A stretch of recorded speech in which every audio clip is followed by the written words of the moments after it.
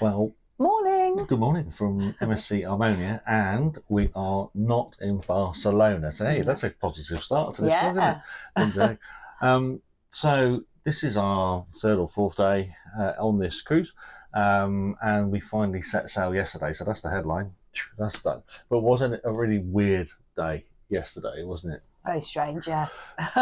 Very strange, and we'll try and emphasise the positives as well as the negatives in yesterday. So yesterday, the night before, we'd had this letter through the cabin door saying, the issue with the Bolivian passengers still not resolved. So you can go ashore in Barcelona and have a day in Barcelona. So when we did our vlog yesterday, we were fully expecting to have another fabulous day in Barcelona because there's so much to do. We'd semi-planned it, hadn't we, what we were going to do? We kind of planned our route, and we're going to go on the metro, going to go to Park Güell and see the Anthony Gaudi stuff and do all of that.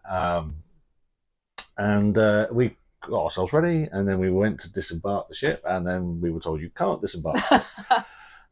Okay, why can't we disembark the ship? Because they haven't got clearance to disembark passengers from Barcelona. I thought, okay, that's a little bit different from what you said. So we saw a lot of people getting off, didn't we? We saw people getting off, and then we were told we couldn't disembark, which was okay. So we went to reception, and poor old reception. I mean, you got to feel for the crew at reception here. They've had a battering over. They have, yes. There's lots of angry people down there. Hopefully we weren't one of them. We just said, look, we've just been told we can't. So I showed them the letter we got, and they went, oh no, that's not right.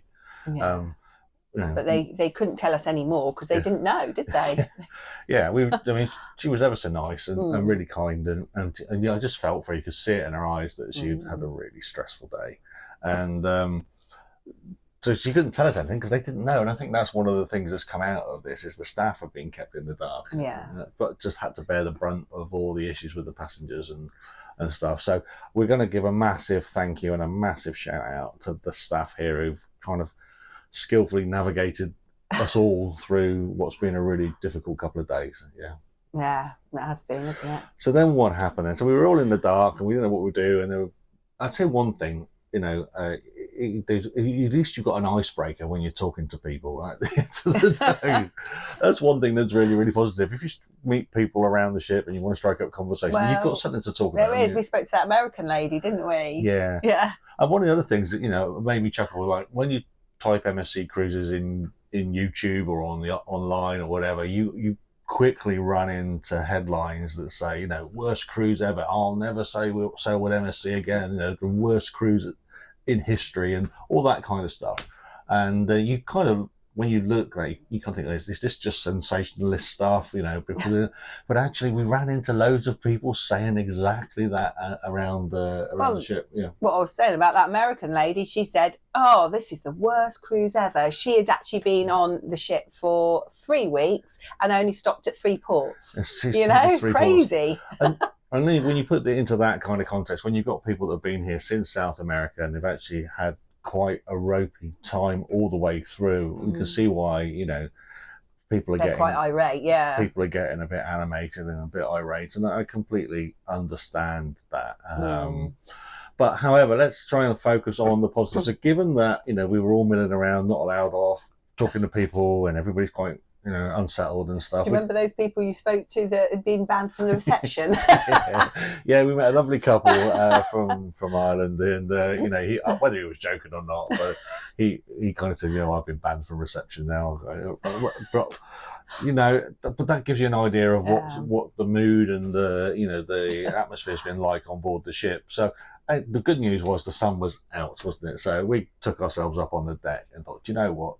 And make the most of it. Nobody's on the sunbeds. Everybody's too busy being irate downstairs. I know. And we decided, well, hey, the sun's out. Let's go and get some sunshine. So, yeah, brilliant, isn't it? So we stuck ourselves up on the sunbeds, and I didn't have a problem with the sunbeds. No, you didn't get attacked by the sunbed today. Thank goodness for that. And the sun was shining, and then around about 11 o'clock, I think it was, the kind of slightly muffled tannoy come over.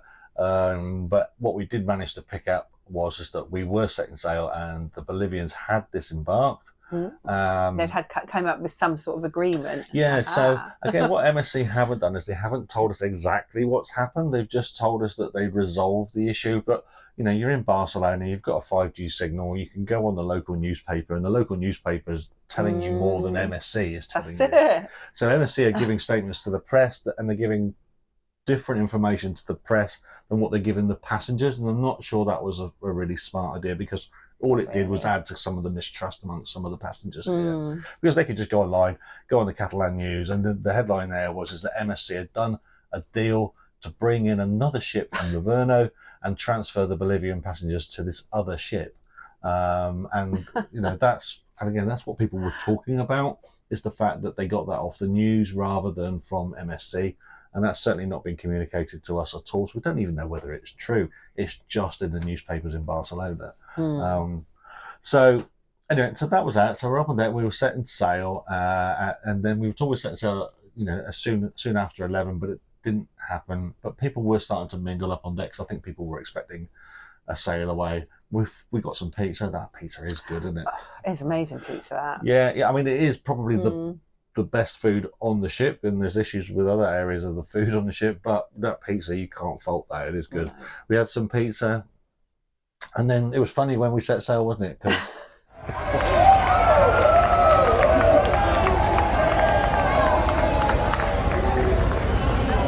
when we finally got going, big round of applause. Everyone cheered, everybody cheering, and even the captain got involved because he was tooting the ship's horn and everything else. Everyone's going, why is that tooting? Yeah, well, he didn't just toot it once; he did it quite a few times.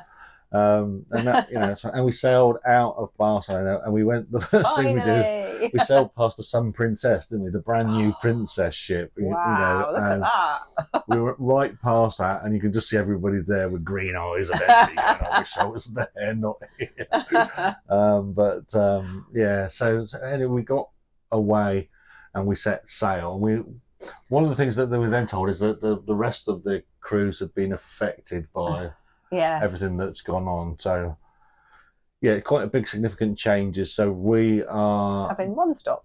Yeah, rather than the 5 port stops between, because we were originally supposed to go from Barcelona to Ajaccio to Rome to Messina to Corfu to Dubrovnik, then finishing at Venice.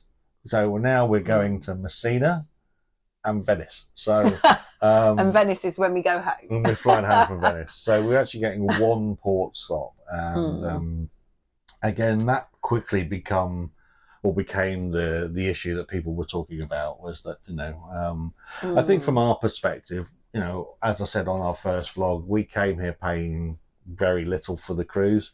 You know, so we weren't expecting a lot anyway, were we? We came with low expectations. I must admit, if you had to rob something from me personally, you know, the ability to go and explore Rome and, you know, walk the walls on Dubrovnik and all that kind of stuff. I mean, it's a real shame that we're missing that. You know, I could kind of put up with a ropey cruise ship, but you know, missing our port stops, which is what we really, really love, isn't it? Well, that's what we go for. That's what we go for. You know, that's quite a hard pill to swallow, but it's what it is, and look, can't do anything about it, can we? Can't do anything about Make it. the most of a bad situation. Hey, the sun is still shining, thankfully. So the Mediterranean weather has been kind to us, and we kind of made the most of that in the afternoon, didn't we? Yeah. You know, we were up on deck, and we got some reading done. It got a bit blowy when we got out at sea, didn't it? Yeah, very blowy. But and a bit cool when we got out at sea. Yeah, you went and put your jeans on. Yeah, shorts swap for jeans. We were reminded that it was April in the Mediterranean and not August, but I mean, it was still sunny and it was still nice to be sat out on deck and, you know, a few beers, and it was cool, wasn't it? And when we came in, we did a bit more reading. We had a hot chocolate, didn't we?